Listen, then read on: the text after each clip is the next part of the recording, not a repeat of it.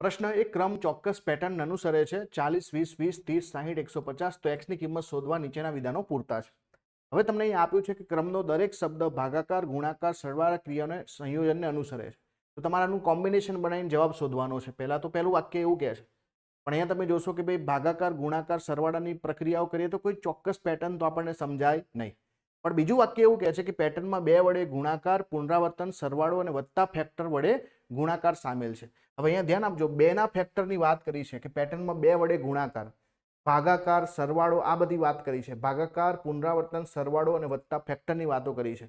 હવે ફેક્ટર આવે એટલે સમજવાનું કે દાખલા તરીકે હું જે છે 40 ને બરાબર કોના વડે જશે, અને હવે આપણે માનો કે 40 ને જે છે 2 વડે ભાગીએ અથવા તો હું 40 ને જે છે બરાબર 0.5 વડે ગુણું છું, આ બંને સરખું જ કહેવાય।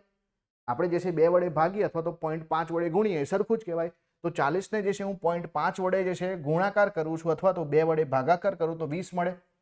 હવે સમજો અહીંયા આપણે જે છે ફેક્ટર લેવાના છે, 20 ને જે છે હું 1 વડે ગુણું છું બરાબર, આ જે 1/3 હતા એના 2 ગણા કર્યા તો 1 થઈ જશે, એટલે હવે હું 1 વડે ગુણું છું તો 20 મળશે મને, તો 20 ના 20 થયા। હવે જે છે પાછું ફરીથી આ 20 છે એને હું જે છે બરાબર 1.5 વડે ગુણીશ તો મને 30 મળશે। આ 30 ને જે છે હું 2 વડે ગુણીશ તો 60 મળશે, 60 ને હું જે છે 2.5 વડે ગુણીશ તો 150 મળશે, અને 150 ને હું જે છે 3 વડે ગુણીશ તો આગળ x ની કિંમત મને મળશે।